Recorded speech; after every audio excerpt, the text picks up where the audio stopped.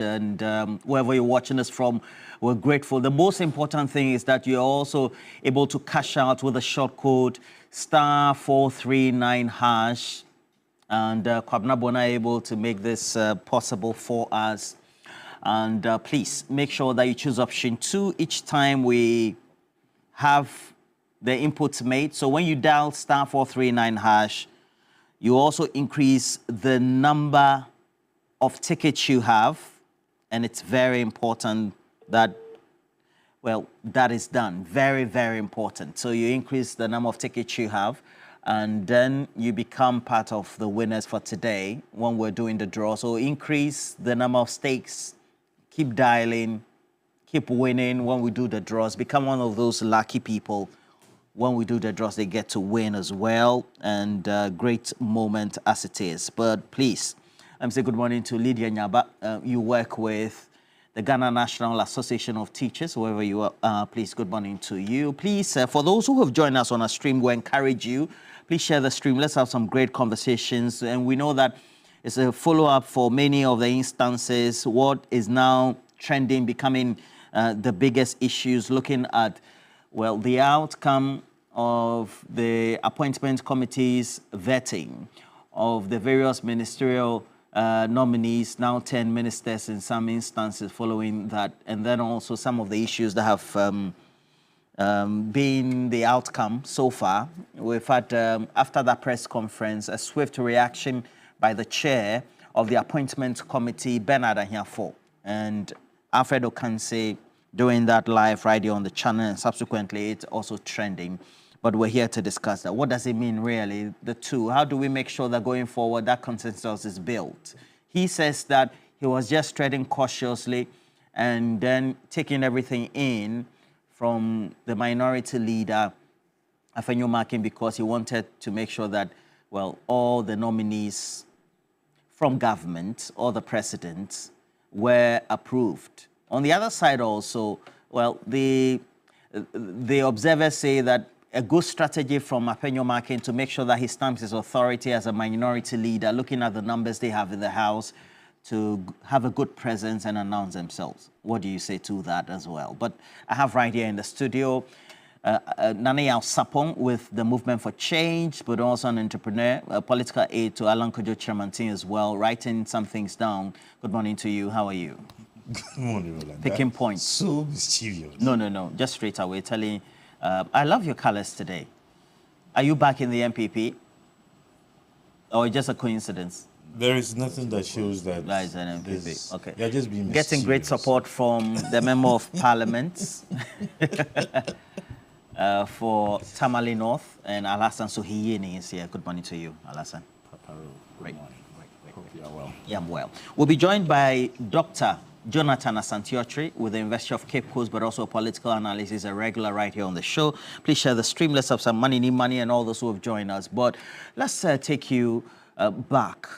Yesterday, Afenyo Makin held a press conference, and that reaction from Bernard Ahiafo, the chair of the committee, throughout the rest of the day, ending ultimately in the night, so to speak. So he started in the afternoon and ended almost like a media tour, but we just give you some snipers of what transpired as the press conference was held, and then also those interactions from Bernard Ahiafo. The speaker. Neither did the speaker invite any of us in leadership for any discussion. As a responsible caucus, we are going to ferry our concerns in a memo to his office. And we believe that that would even form the basis for the discussion. We believe that the right thing to do is to grant these affected members hearing. We have also taken the matter up. We have escalated the matter to our party level. But we want to say this with emphasis. This mighty few, this happy few, will not allow itself to be intimidated. The clerk to the committee is a partisan clerk. She is not a neutral professional clerk. She's caused us a lot of discomfort. We've tolerated, accommodated her. At this point, it's getting out of hand. She advertises at midnight. As a minority leader, I am to know those to be vetted the next day ahead of time. He doesn't share that with us. A lot of times I had to manage the pain, the frustration of my members. For now, we don't want the clerk on the appointment committee again. We went to court the last time because all doors for engagement were shut. On this occasion, the doors of engagement have not been shut yet. We are going to engage, Mr. Speaker.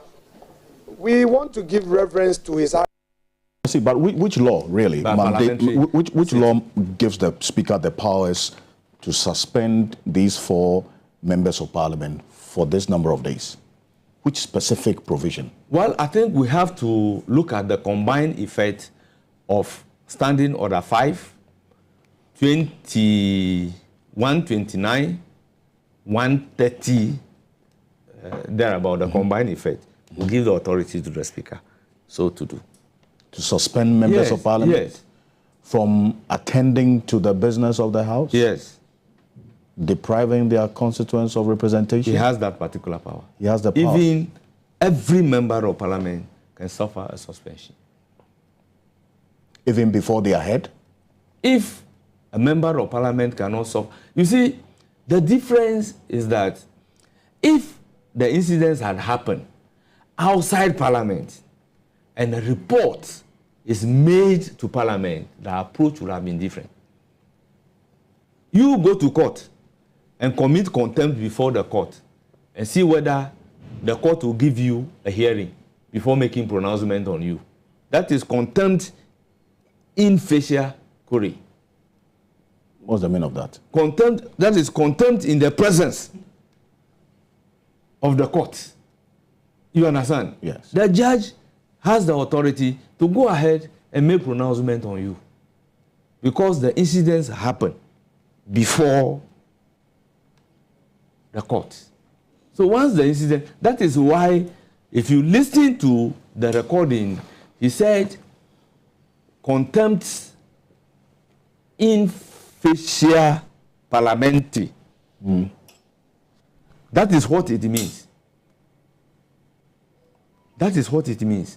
But people are losing sight over that particular word used by the Speaker of Parliament. And they want to treat it as if somebody has lodged a report where you have to follow the procedure. You refer the matter to Privileges Committee. Privileges Committee will conduct a hearing, bring a report to the House, and a decision will be taken. No.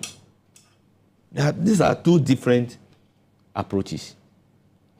You were... Ex facie parliamentary will be outside Parliament, but in facie will be inside Parliament.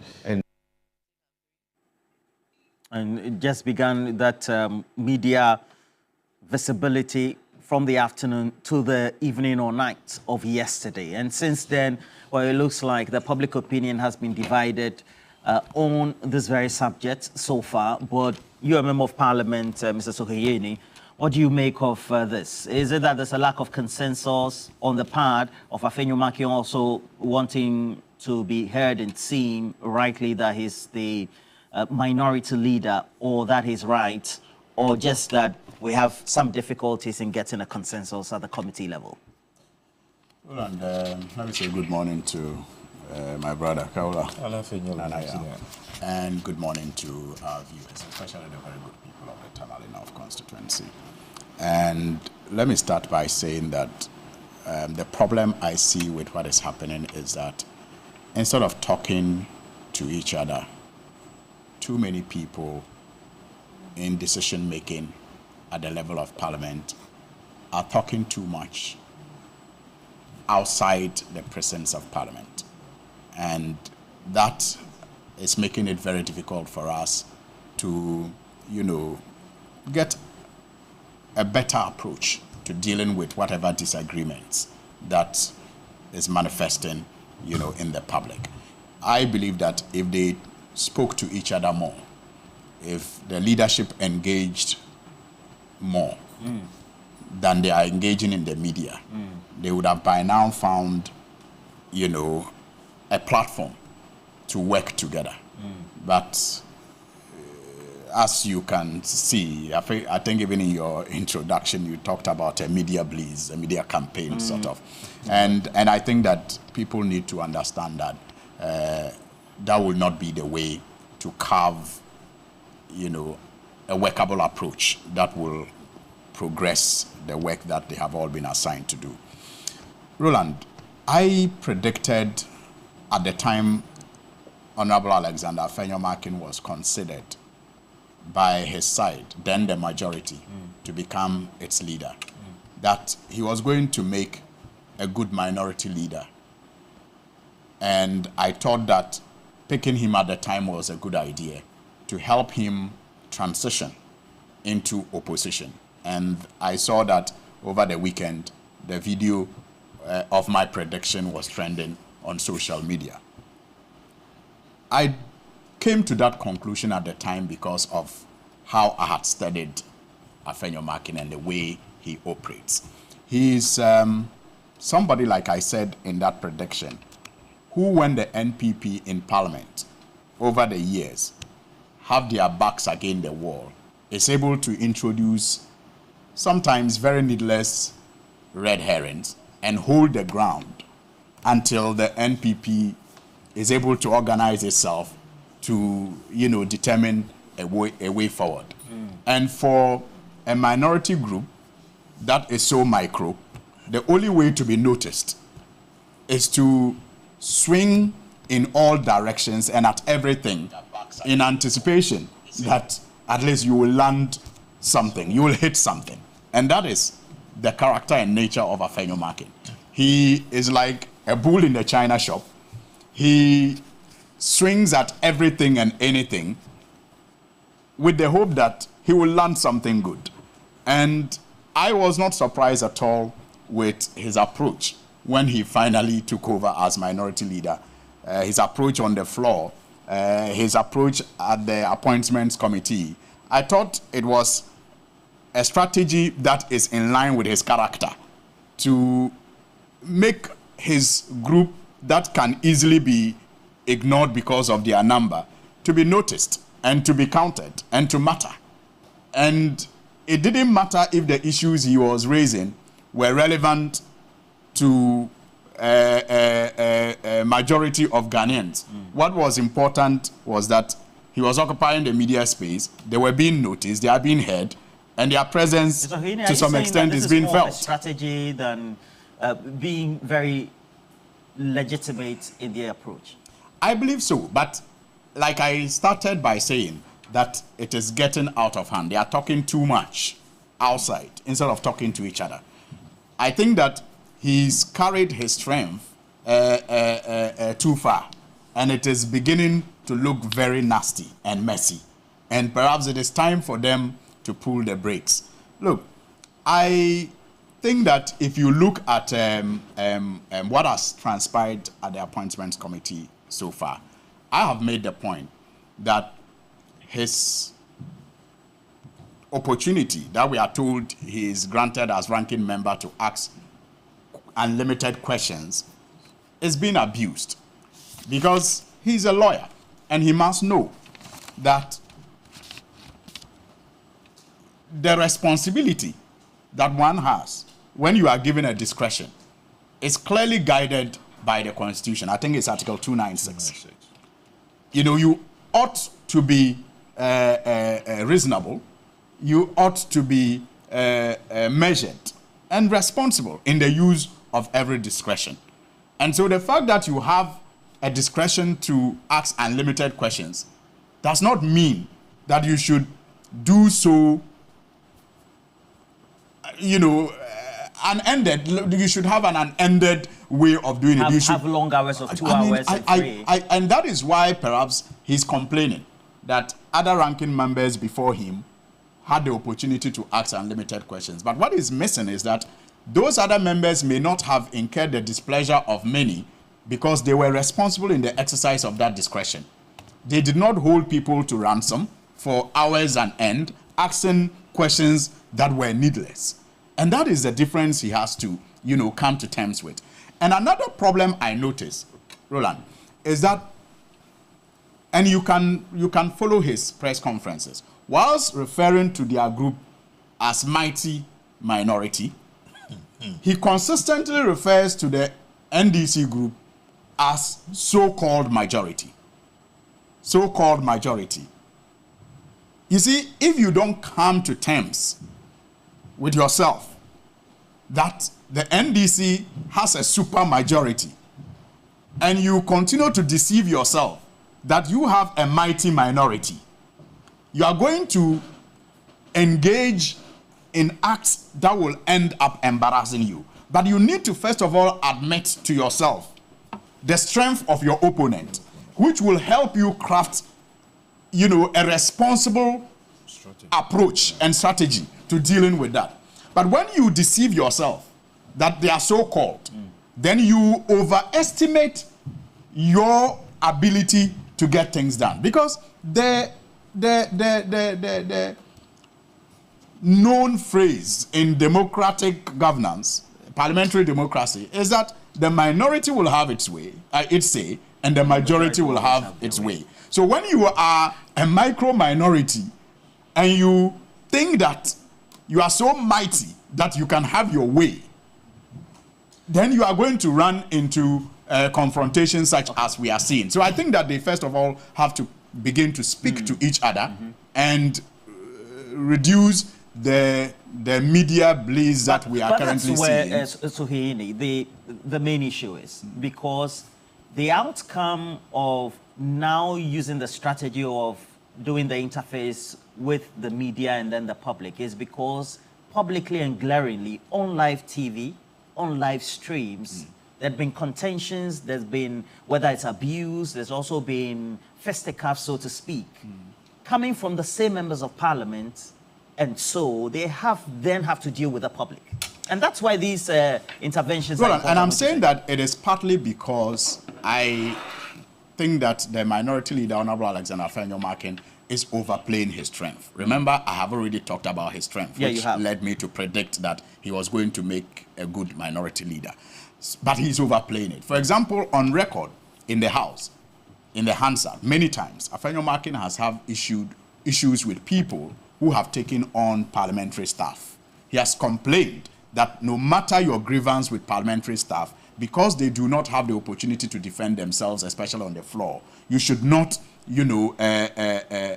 be so unkind to them in your condemnation or criticisms of what they do. Many times he's done that. So it is surprising that today, like I said, overplaying his strength, you have him, go haywire, like unacceptably haywire, to criticize the clerk of parliament, of the appointments committee, in the manner that he did. Very, very unacceptable, using very unprintable words.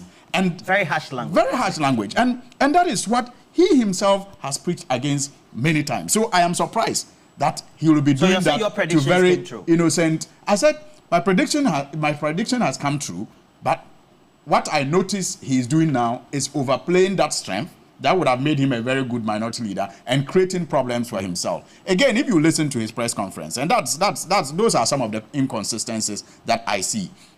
He, for example, on the first day, spoke about how the committee chairman was doing well and urged the committee chairman not to act according to the demands of his party, that some people are referring to him as a weak chairman, and he should not fall for that. He should remain resolute and do his work. And in less than 24 hours after the chaos, he comes to address another press conference, and he's blaming the chairman for all the chaos. I mean, that inconsistency is so glaring that it makes you lose credibility as the one, leading the group that you are supposed to lead. And so a number of things that he's doing, because I think he's overplaying his strength, is making his side look very messy and very bad. And I think that it is time for him to tone down. It is time for all leaders in the House to tone down and speak to each other more. Okay. Mr. Sapong, at what point in time should the speaking be done? Because clearly, it looks like the committee chair on one hand says that I have had a gentleman's agreement with him. And at the end of the day, you find that in the public gallery, the reactions seem to be different in relation to whatever agreement that they had. Thank you very much, Roland, and good morning to you in your green. Of late, you wear green a lot, so we need to be able to find out. You are replying me my own point. Not at all. Yes, we said black. You didn't notice. Yes, and that makes Only it two colors are missing. And we then can see a red. we can even see a red in the. You are very welcome. Please go ahead. So, Don't feel bad about it. good morning to Suhini and our people in the north.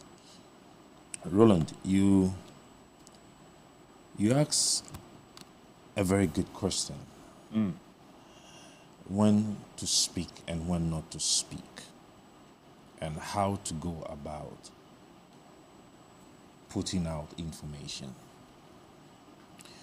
I believe that, just as my brother said, Parliament has a procedure.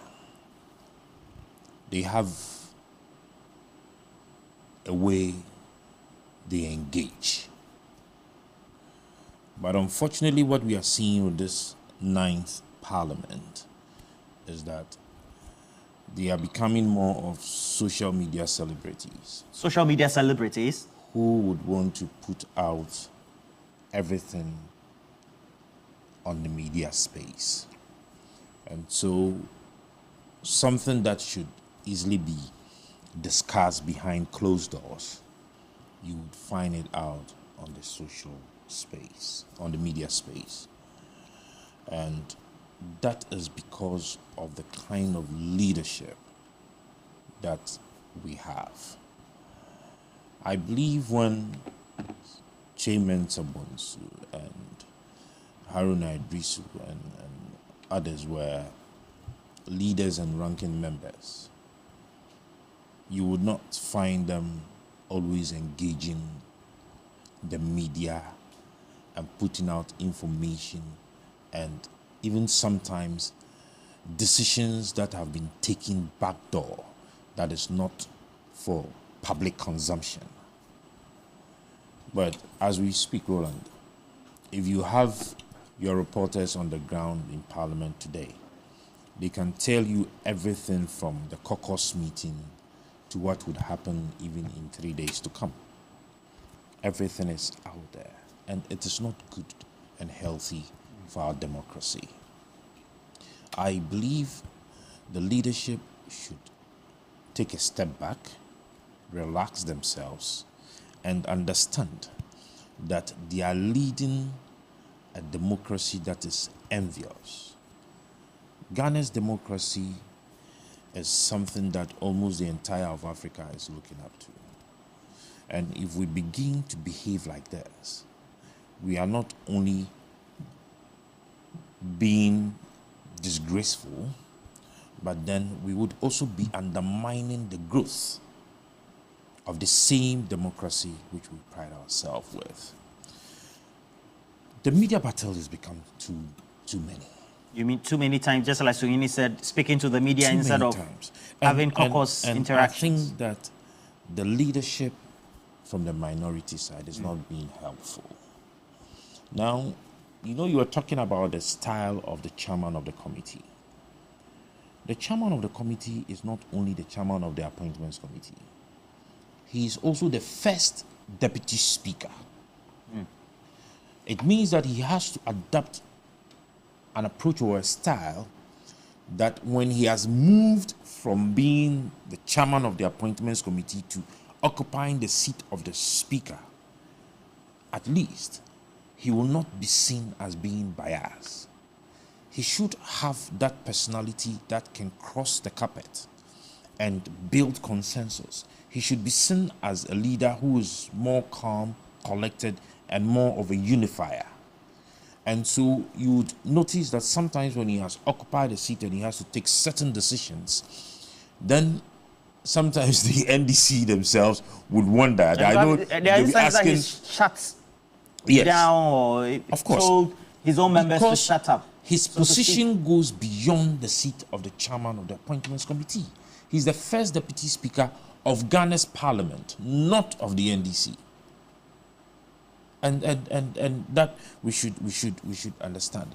Now, one other thing they need to understand, especially the minority leader, is that, or the ranking member for the purposes of this discussion, is that the vetting committee is more like, if you're bringing it into the private sector, all right, an interview panel.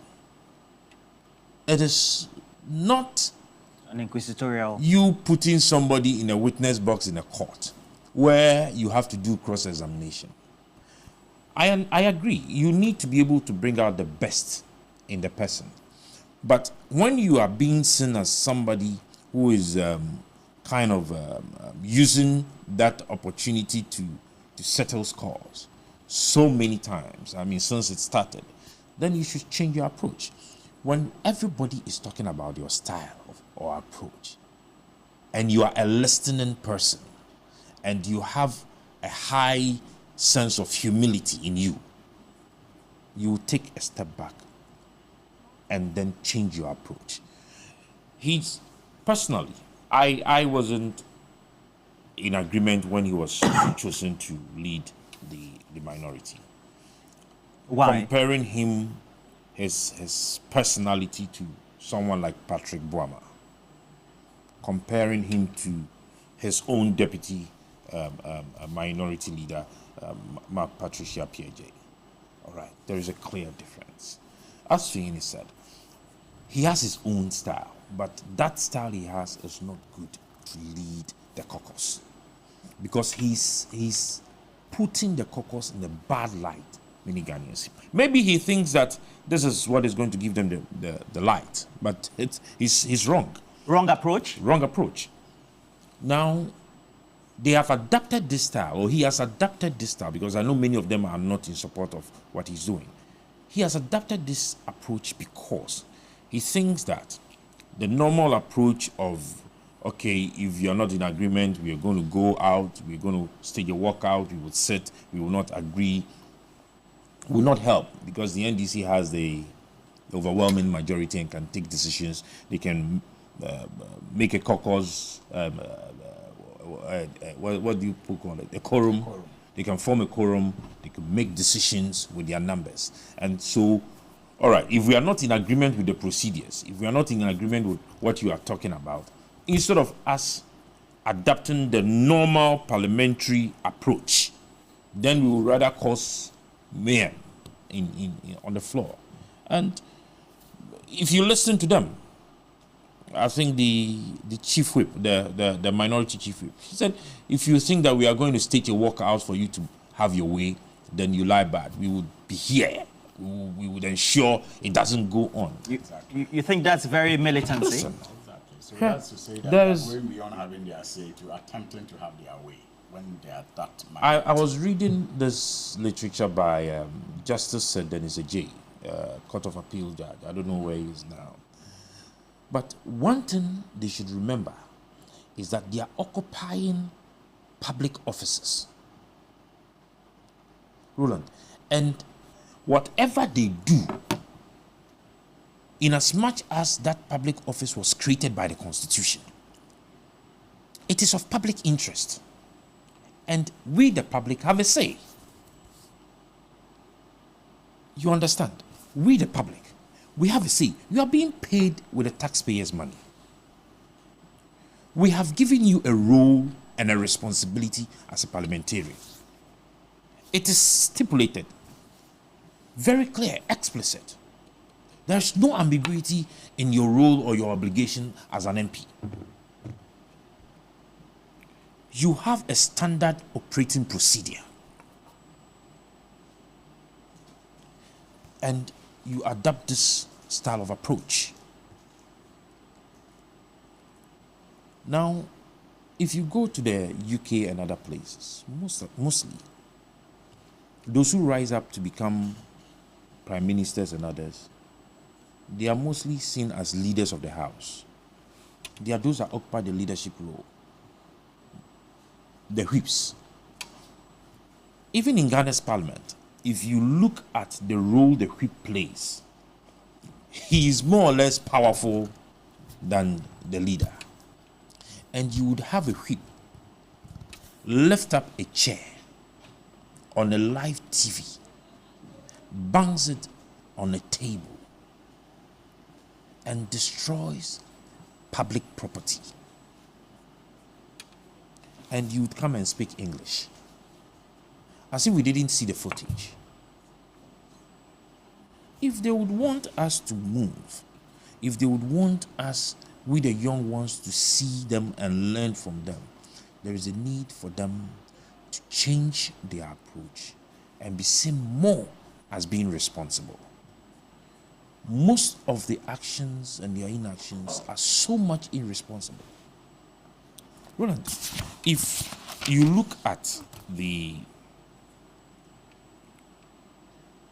Parliament House of Ghana, it is more like a school that we all learn from. It's an institution. Law students are always in there to learn. Students of politics are always in there to learn. They are mentors to many people out there. They need to up the game. Where we have got into as a people, they need to up the game.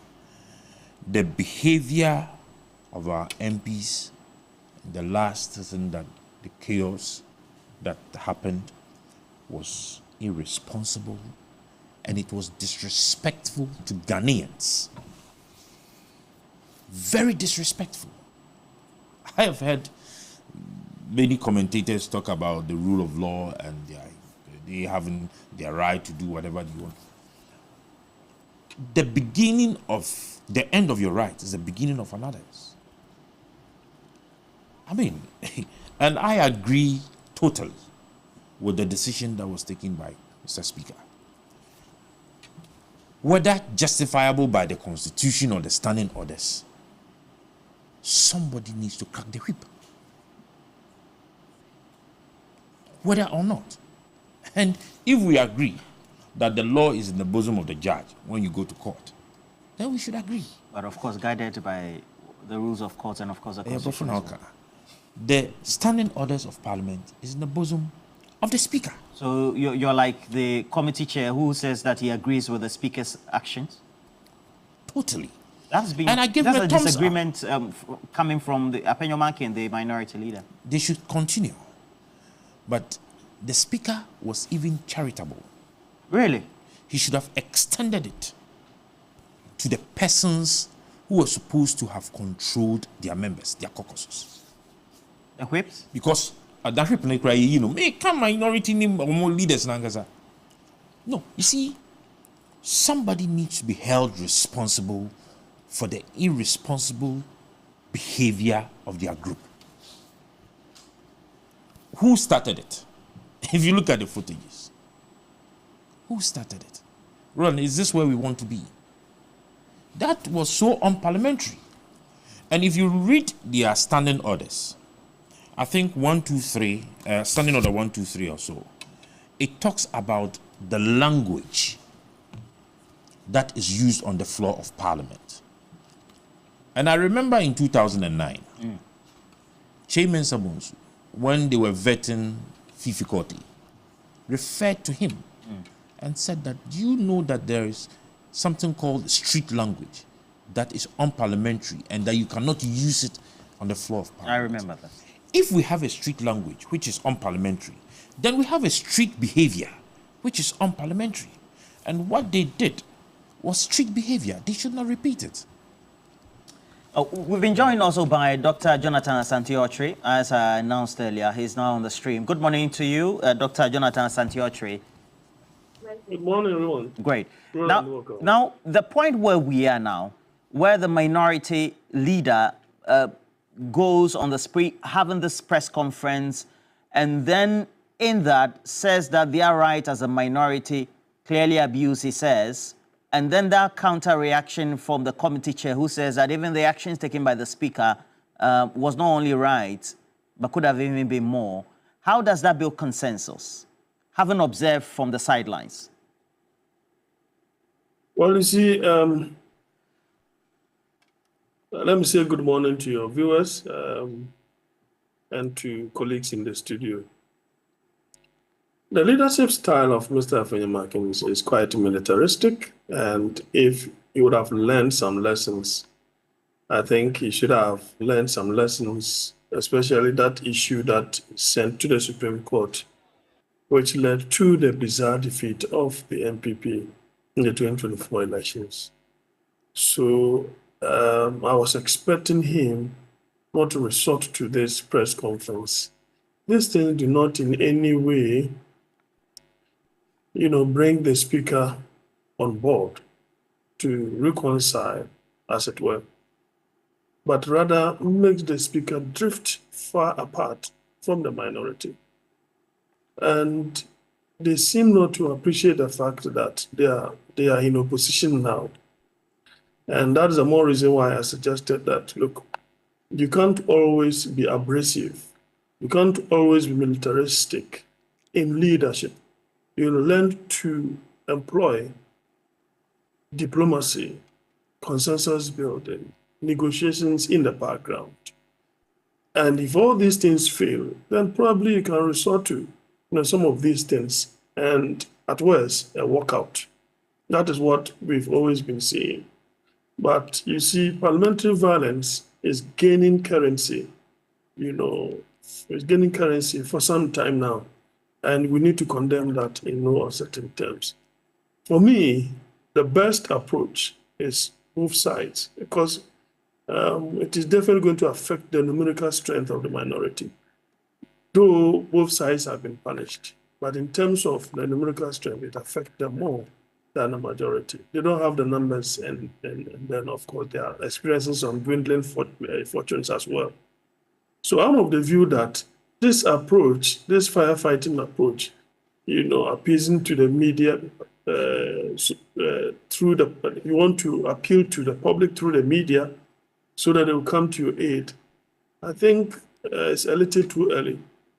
Besides, people should equally read in between the political strategy of the minority.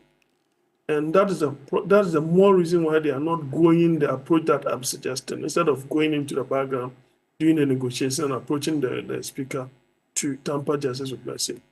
They have a strategy, and that strategy is that, as of now, the NDC has a huge goodwill of the Ghanaians, and so they will want to prune that goodwill a little down so that they build their political, advantage and career to the 2028 elections. Because you will remember that the first press conference that he did, he virtually ended by saying that 2028 they are coming back. So you have to bear in mind that obviously they have in mind a political strategy. And that is the more reason why they think that they are playing to the gallery by making the Ghanaian people, appreciate the fact that because they are in the minority, they are being squeezed, their necks are being squeezed to the wall.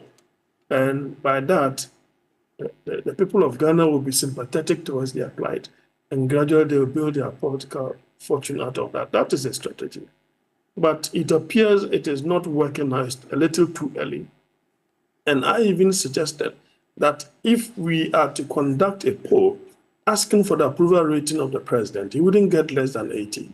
And in actual fact, just 2 days ago, Global Analytics have done something of that sort.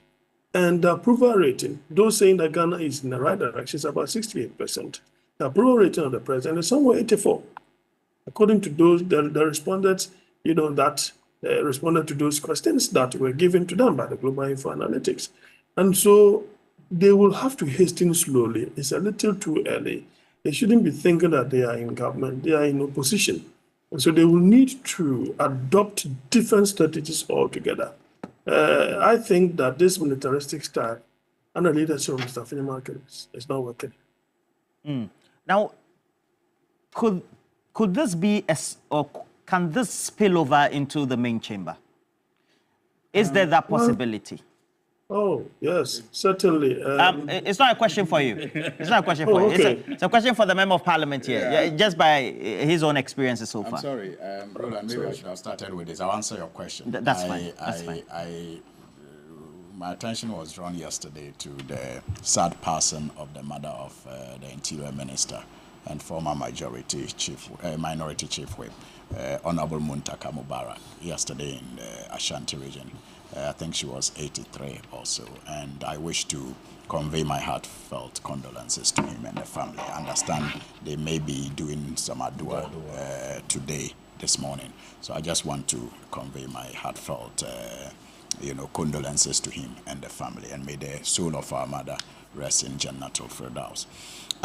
Roland, yes, it is possible that there can be a spillover into the main chamber. And it is because of the attitude of the minority leader, or if you like, the leadership. You see, people may be making a mistake comparing the composition of this parliament to the composition of the 8th parliament and the resultant, actions that, took place, and using that to justify some of the conduct of the minority members today. And I think that is what is driving many NPP members who are excited about what this group is doing. But you see, you don't compare oranges to apples. In the last parliament, some of these conducts were tolerable, and I'm not trying to justify those conducts, but they were tolerable because it was an even parliament. You had, 137, 137. And so there was no clear-cut majority. And so even the maxim that the minority will have its say for the majority to have its way was not so true in that parliament. And that is how come even the minority had its way in choosing a speaker. So the circumstances and the conditions were different because of the composition. And so certain pull and push, from the minority and the majority at the time were more tolerable, and such conduct may be less tolerable now and may yield less, appreciative or results that are appreciated because the composition this time is heavily tilted against the minority. And so it requires a different approach.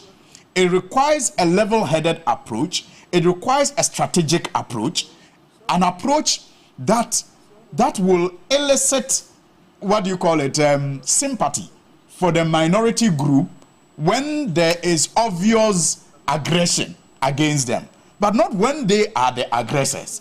It will make them look messy and dirty, as it currently does. But you see, I am of the view that it is possible it can spill over because of the attitude of the leader of the minority group, and it is manifested in their utterances when they suggest that the majority, the supermajority is so-called, and that they will not walk out for the majority to have its way. I mean, in the past, like I said, the then minority group had a chance of having their way, and that is why in some cases they stayed to ensure that they had their way. But in your case, if you stay and insist on having your way, you are simply going to create chaos, because there's no way you are going to have your way when you are, 1/3 of the whole group. And see, when you have them especially go to the media and begin to explain reasons behind questions that they asked, reasons behind the decisions that they made and the actions that they took. Look, the citizens of Ghana do not, it's not every time that they need to know why you do the things you do. And so when you go and you are telling people that you took certain actions because there was pressure from your party, who wants to know? But you see, your colleagues in Parliament who are on the other side, the leadership in Parliament, the Speaker who is himself, a seasoned politician, may appreciate your position on that if you explain it to them.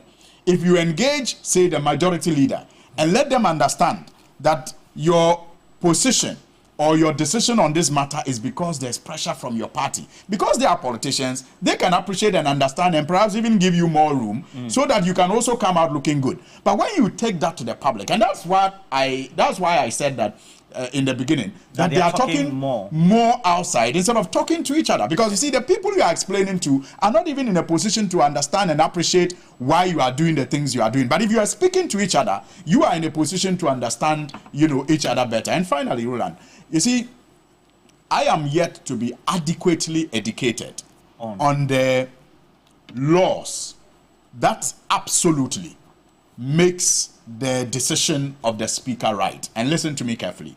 I am yet to be adequately educated on the laws that absolutely makes the speaker's decision to suspend these members right. But I am willing, even at this stage, to agree with Nanaya that the speaker's action was desirable and is desirable. Okay. What is desirable may not always be lawful. Exactly. Exactly. That's what I'm saying. That's why I'm choosing my words carefully. I know that. I am saying that it was desirable. Because you see, the trend of events required that someone had to take action and someone had to crack the whip. And he did so timeously. And that is why you have civil society organizations, some civil society organizations, some 16 come to endorse that position. Because there was a need for some action to be taken to instill discipline and to provide hope that some people within the House are also concerned about the development. And that is why I think that, again, Afenyo's approach and the minority leadership approach is wrong. The first thing to have done, even if you are not convinced that the speaker is clothed with the power to take the decisions that he took, is to engage.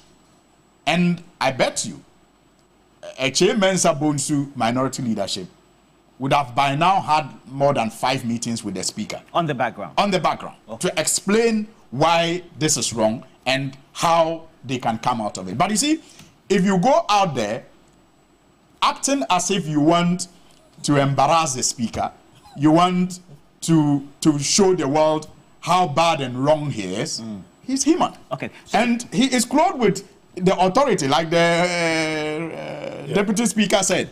In fact, even the whole of the standing orders of Parliament can be suspended by the speaker. It is within his right. I guess that's what you're saying, that you're yet to be better educated. But yes, as far as you're concerned, this was desirable and needed. Now let me ask you, and if you can do that in the middle, it'll be nice. Over the last, is it a week or two, we've played your videos in your interactions and perhaps the disagreement you had at the committee level with Joe Sewusu. Now, you take the leadership of Bernard Ahiafo and you take Joe Sewusu. He's able to, as somebody who is coming from the majority side, able to stop a minority MP on the committee to say, I'm stamping my foot on the ground to stop you. And then, by way of that, impose his authority. Don't you think if this chair had done that from the onset, perhaps the scenes and the pictures could have been different? Well, you see, Honorable Ahiafo, it's a fantastic, legislator. Very deep, very intellectual, very, very brilliant. And he has a calm disposition. That's his nature. But he's not a pushover. And I think that by far, he has been more objective and more fair than the previous chair of the committee. Fairness and objectivity may not always earn you, the love of especially your sympathizers.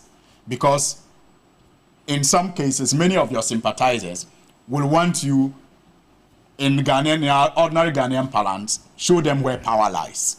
But that is not in the majority. Yes, that's not his nature. And sometimes that is why I am proud to be a member of the NDC. Even as a non-member of the committee, I've had my share of disagreement with him when I appeared before the committee. He's been very harsh towards me. I have expressed reservations, but I acknowledge that it shows his strength, it shows his unbiased nature, and it shows his desire to get government business to proceed. I think that in some cases, he has given the minority members too much room compared to previous chairpersons. But that, in my view, is not necessarily wrong. But compared to previous chairpersons, for example, it will be hard for you to find any record of Joe Wise, stamping his authority, so-called, against the NPP when he was chair of the committee. It will be hard for you to find evidence of that. You're talking about my father. I'm seated here. But I'm speaking the truth about him. It will be hard. But you can see how intolerant and harsh he was to some of us. In fact, Roland, some of the videos that you play, when I watch it sometimes, I giggle. How does a harmless complaint that I am not being treated fairly, and I want this to go on record, provoke you to the point that you would deny me at my next opportunity to answer a question? How? He's a chairman. I mean, how? But you see, for me, that act was manifesting my protests. Because my protest is that, look, Mr. Chairman, with all due respect, you are not being fair to me by the way you are treating me. And then you go like, you even ask your next question. Clearly, that unfairness was demonstrated. Okay, unfair, but stamping this authority. No, that was unfair. You cannot use unfair means to stamp your authority. That's wrong. You are eating with the elders. You are taking so much of the food, and you want to eat big meat. Well, certainly. So, of course, you stamp his authority. Do you think, following these back-to-forth interactions, one saying, well, there's discrimination, so to speak, our rights are being trampled upon, the other one saying that I've been fair so far, it's the best I can do, and I'm doing this because I have to do this. Do you think that in the next sections you would want to see something different, and what would that be? I sat here when they vetted the first three. I mean, 2 weeks ago. 2 weeks ago, and I said that there was a need for the chairman to stamp his authority. Otherwise, a time would come that he will not be able to control the committee. You were a prophet. And this is where we are today. But he's been a fair and objective gentleman. Many a times, you see, when you are firm and you are not able to project it out, all right, you would be seen as being weak. But his meekness should not be said to be his weakness. Probably he's just being calm. I remember when they were lifting the chairs and then the tables, he was seated so calmly. And I asked myself, is the chairman not afraid for his life? Because right behind him, somebody was throwing blows. And he was putting his thoughts together. I don't know him personally, but judging from what I have seen over the days on TV, watching him chair, I believe that he's firm, yes, but he has to be able to project that firmness out there. Roland, the parliamentary staff have a leadership. And Honorable, I think, is led by the Clerk of Parliament. Yes. And I think that it is time for them to speak up. Usually they don't interface with the public. They would have to, for the purposes of the image of the clerk to the appointments committee. I think that the Clerk of Parliament would have to speak up. Roland, if you know Parliament very well as an institution, you know that the clerks of the committees are rotated. I don't know if it's every 4 years, but they change them almost every time. So the clerk of this particular... No, in fact, it's just like people go on retirement before people go on their change. And over the years, they know their stuff. And for you to paint the clerk of the committee black as if she knows nothing in the face of Ghanaians. I don't know. You're saying those were outright insults? Of course. To her person? To her person. To her many years of experience as a clerk. I think leadership should take this up.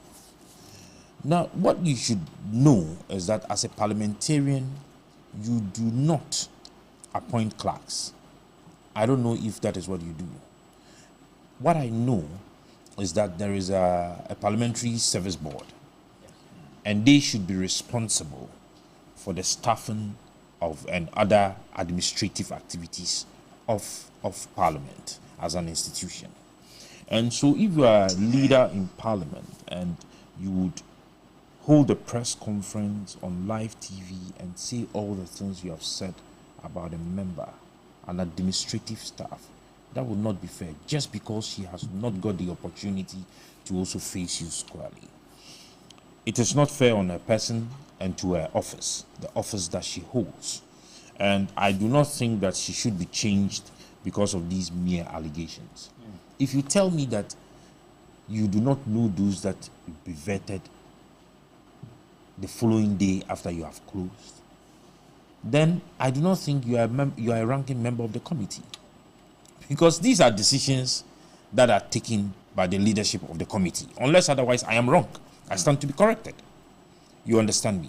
So if media houses are able to publish the names and pictures of persons who would appear before the vetting committee, and as a ranking member you tell me you do not know, if these members who, what was the name, nominees who would appear are not sent text messages, but rather in a written form, they are written to and invited, and you tell me that you do not know, it means that you are not doing your work.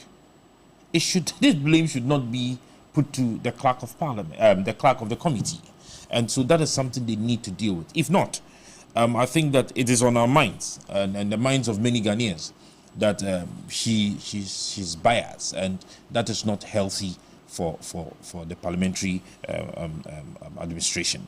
Now, just to wrap up, you see, the institution of Parliament or the body of Parliament should be taken seriously and should be respected. I think that if something is not done about this behavior at the level of the committee, it will be extended to the main chamber. If somebody can refer to them as a mighty minority, somebody can refer to them as a mini micro minority. I mean, these are all like so the numbers will not increase, at least, unless otherwise there will be by-elections. But as it stands, their numbers will remain the same. And if this is the approach or the style they have taken, then you can imagine the chaos that would happen on the floor of Parliament itself. Something ought to be done. Dr. Santiotri, at what point in time should we say that in the next session or the next sitting of this committee, perhaps we need to see something better than the scenes and then the behaviors that we've witnessed so far? Where does it stop? Well, probably they should have had a pre-vetting meeting as a way of ironing out all the difficulties and challenges and other gray areas that have led to the unavoidable confusion that we've seen so far. And then this idea of having limitless number of questions to ask, limitless time, they will have to have a relook at that. Either they will give a minimum of this and a maximum of that. With that, it will ensure that whoever is, asking a lot of questions will stay within the domain and then ask relevant questions. It is because the person has limitless number of times to ask questions. That's the more reason why the person will stray into areas that are irrelevant. We need to see that the questions rather, focus on policy direction, policy initiative, policy implementation, possible policy results, timelines, the manifesto, and so on and so forth. But you see, you cannot determine the type of questions the minority will have to ask. It is also a point that usually majority are not able to ask critical questions. What they can do at best is to ask a leading question because they don't want to appear in the eyes of the appointor that they are jealous of the appointees or the nominees that have been nominated by the president. And so they seem to be, most often than not, uncritical in terms of the questions. Occasionally you have one or two, but it's very difficult, asking the majority to be put in that manner. So it is now the business of the minority to scrutinize, to critically assess and question. That's the more reason why some of us are of the view that going forward, the questioners from the minority side will have to focus on that. And they shouldn't also gloss their eyes over the strategy, the political strategy of the minority. Some are political targets. You cannot take that thing away from them because, as I said, I have put the whole vetting session into three. One, the minority intending to unsettle those political targets. Two, they want to elicit certain confessions, apologies, and withdrawals. And three, to ensure that they whitewash, the record of Mr. Akufo-Addo and that of Dr. Bawumia. That is their main strategy. So if they're able to get all this from the nominees, then it means that they will put in the minds of the Ghanaians that, look, these guys only engaged in propaganda to win the elections. Therefore, in 2028, put them out. So as I said earlier on, I'm expecting that cool heads will prevail and that the areas that I have mentioned should be the focus of questioners and not things that are irrelevant. Because even if you find yourself in court as a lawyer and you are cross-examining a witness who is opposed to your position, when you ask a particular question, you have to get to a logical conclusion before you jump into the other. But you see, because he just wants to ask a number of questions as a way of unsettling, making a nominee get a bit upset along the line, he will go on unnecessary spree of asking questions that do not really matter to Ghanaians. And then he will just leave one or two questions, realizing that it is a no-go area. Then he will jump to another. I think that he must coordinate his questions, the questions that he wants to ask. He must coordinate them so that we will all enjoy, the vet. Other than that, it becomes a bit too boredom. It becomes so boring listening and watching, the questions and then some of the responses as well. Right. Well, so we know that, Sohini, as you wrap up on this discussion, the example has been made by Bernard Ahiafo that the former minister, Ken Ofori-Atta, was vetted first and then a second day. Of course, they were not consequent to the same days. So it also meant that there were issues about ill health and those things that were put into consideration. Now, if that is the assertion, is it normal that when you're questioning, you question as ranking or as the leader of your side of the House because of the position you occupy on the appointment committee to have unfettered access? Roland. And how do we make sure that is measured in such a way that it becomes also acceptable? Consistently, I have said that monitoring public discussions and being part of it, one of the problems I see with many of our analysis is our inability to differentiate between similar and the same. What does it mean? I mean, it's not everything that is similar that is the same. But many of us, when we see things that are similar, are not nuanced enough to to pick out, the differences to inform a different analysis. We pick what is similar and we go on with the same analysis that would have been right if situations were the same. That this happened, and so it's the same as this. So, former finance minister was vetted for 2 days. So why are you complaining?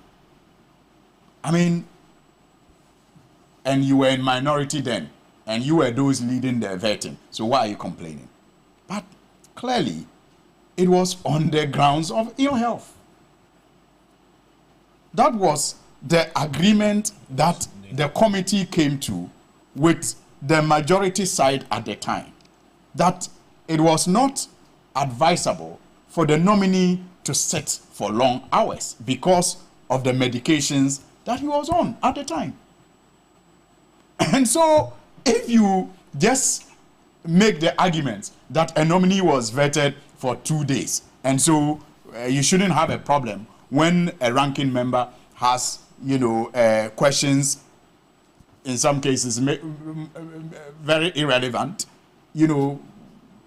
unlimited number of questions. When a ranking member has unlimited questions, in some cases very irrelevant, people should not complain. Look, in that circumstance, for example, was it the ranking member who held the nominee until the second day? Those are the questions you should ask yourself.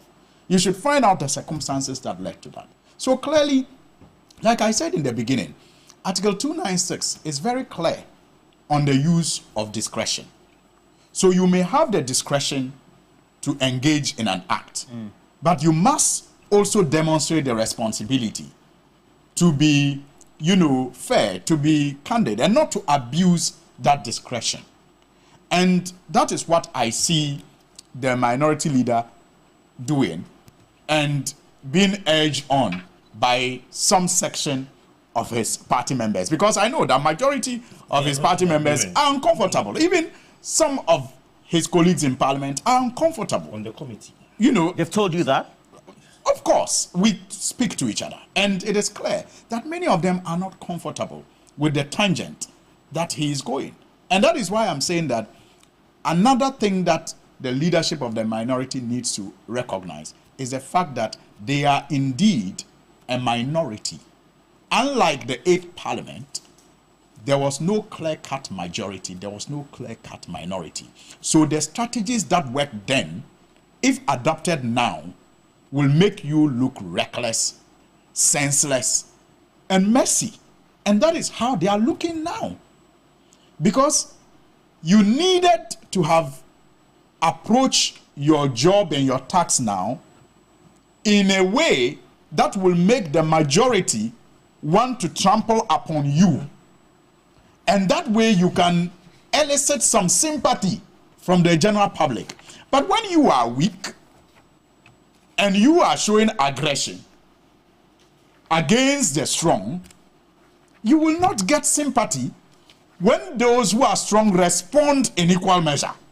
Meaning you can, in the chamber, do their business without them because of the numbers. That's what I'm saying. You see, if they conducted themselves in a manner to elicit public sympathy, if we went to do business in the chamber without them, people would have questioned our, approach. But if you are less, small, and you are being aggressive, you are the aggressor. If we go ahead and discharge our duty with the powers that we have, it becomes very difficult for people to criticize us on your behalf. And that's why I'm saying that the strategy must not be the same as was used in the 8th Parliament, because the circumstances and the compositions are different. Excessively different. All right. Thank you very much, Alassane Suhuyini, Member of Parliament for Tamale North, and then also Nania Sapon as well. Just to and then Dr. Jonathan Asante Ochre, thank you also for joining us this morning. Wishing you all the best for the day. All right, you wanted to say something? I was just going through all the best. The committees, and I wanted to know if they actually had listed obligations and objectives that they ought to be able to achieve. And I wasn't seeing it. It is there. And it is there. I mean, every committee is tasked with some oversight But roles in that they are addition, supposed to play, is it possible for them to have a proper laid terms of reference where they would have, I mean, timelines and the extent of their work and its limitations and the jurisdictions within which they operate and what? Because if they did, I think that it would put a cap to the ranking member issue of having unlimited time and questions, and there's actually again why they confine. say that Parliament is a master of its own game. Yes. You do not want to restrict the business of Parliament to just the text of what is in the standing orders. Okay. So you give room for. That's why even the Speaker has the power in some cases to suspend the standing orders and to determine the procedure to be used, because you do not want it to be in a straitjacket form. You know, you want Parliament to be flexible so that it can adapt to the exigencies of the time. It's the master of its own game. You know, so I don't think that will be appropriate. What I keep on referring to is Article 296. That requires all of us to exercise discretion with some responsibility, because that is why we are supposed to be honorable men and women. And so if you are said to be honorable, then you do not need some of these, roadblocks in your way, because it is expected that even without a roadblock, even without a speed limit, you will exercise some responsibility. But Roland, you know that when you read Isaiah 55, the verse 11, you're quoting the Bible again. It says that so is the word that cometh out of my mouth, and it shall not return unto me empty. How is this relevant here? So sometimes when you are saying certain things, you need to be careful. You understand? When you have called a seat in Parliament as a cursed seat, and today you are being asked to sit on it. The curse manifests in your actions. That's why you are saying that. And Alhassan Suhini, thank you very much for the morning. But as always, we'll wrap up with some messages, but not also forgetting to remind you that we have cash out going with the short code *439#. And well, I have to thank Elizabeth for my shirt today, until you can get access to her through the number 024 651 6886. 024 651 6886. Elizabeth in Tema will give you some of the best styles. So we are also here? Yes, certainly. You guys are harassing me. Engineer Samuel, good morning to you. Says they are not observing ergonomics, which is dangerous for their health in future. So, for example, it sends me the physical ergonomics, cognitive, organizational ergonomics, and they need that for their functionality when it comes to being a good mind, state of mind to be able to work. So we have a couple of more messages coming through. This one from Musa Abattoir says, the actions of the minority is a clear display of bad faith. Their relentless fight against the speaker without any justifiable cause is both unwarranted and disgraceful. Al-Haji Hamza says, Mr. Speaker will not recall the 4 suspended parliamentarians as stated by the minority leader, and he will not dissolve the ad hoc committee today. Neither will he do it tomorrow. Mystic Wonder in Sawam Edwidri says, the modus operandi of the minority is to engage the media every minute, every hour, and then tell them lies. This show of bravado is much ado about nothing. Ameto Kwame, Mr. Ameto Kwame, it's been a while. Good morning to you. He says, I'm wondering that in the light of what has happened at the Appointments Committee of Parliament, whether Ms. Emefa Hardcastle was right after all in her confrontation with the Honorable Anodompre, the minority, he puts his micro-minority whip during the vetting of the Honorable Dr. Obaneboama, which incurred the wrath of Parliament as a whole. I guess Chief Mante says the problem of Apenyo Markin is that he has not recognized his weakness as a micro-minority leader. You see, he has refused to accept the fact that his actions and reactions cannot overcome the strength of the overwhelming majority. Mr. Apenyo is acting out of pain, having lost the election. Aye. We'll see how that goes. Many of you just trying to. And then I have this one for Kwame Edudanso from Kumase, who says that the actions of the minority leader, Apenyo Markin, is a show of strength, showing that he cannot be bullied, neither can the rest of the members at the minority side. I am certain that they will take this to the chamber, and the NDC side will see how strong the MPP is. 2028 is just around the corner. Elliot Wogbe says, Mr. Apenyo's decision to hold a press conference to play the pity card is nothing short of behavior. His conduct since their humiliating electoral defeat has been evident for all to see. We've witnessed instances where he stretched his hand to turn off the chairman's microphone while he was speaking, yet he now claims it is the NDC that is disrespecting the chair. Very instructive points there, but we'll see how that goes. And please, just in case you want to go with this, you can always do that for cash out, *439#. You choose option 2. You increase the number of tickets you have, and then also get to be part of this as well. Emmanuel Dogbechi on our stream says, you don't read my messages. I just acknowledged you. So we'll see how that goes. Abdullah Aisha says, Roland, we're not seeing the messages we're reading. He says, Wanda Stevenson, you spoke my mind. Okay, Abdullah Aisha, I just read your message. Agongo Roger said, Apenyo Markin and his micro-minority are not for Ghanaians. In fact, Ghana is bigger than the elephant. Okay, so my sincere condolences to the family of the minister. That's Abdul Jawad Bashir. And Kirsten Biznap Asemiga also is there.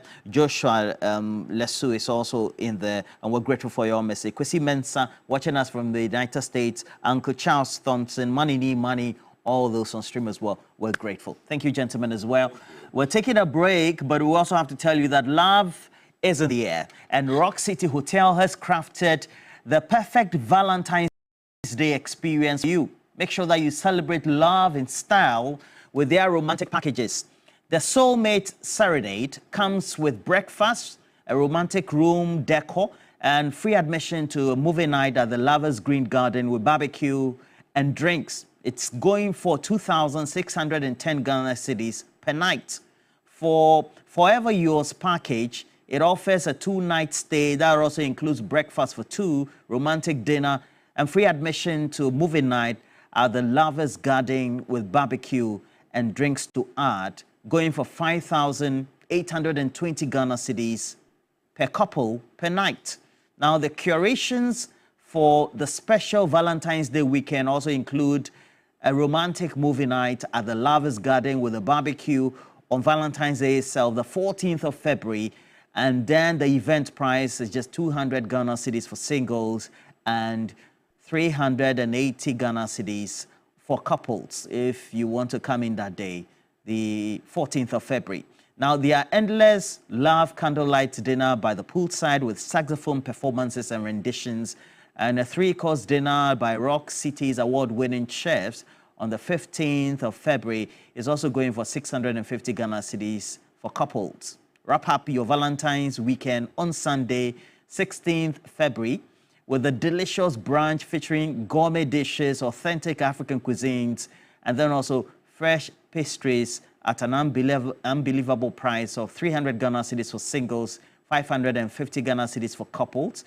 And so make sure you patronize them, because make Rock City Hotel your destination of love this Valentine's Day. You can call them, and the numbers are available, 055-33-87633 to book your package, or you can also email them for reservations at Rock City Hotel to reserve your spot for these unforgettable events. Let's make Valentine's Day magical. Rock City Hotel, the ultimate destination.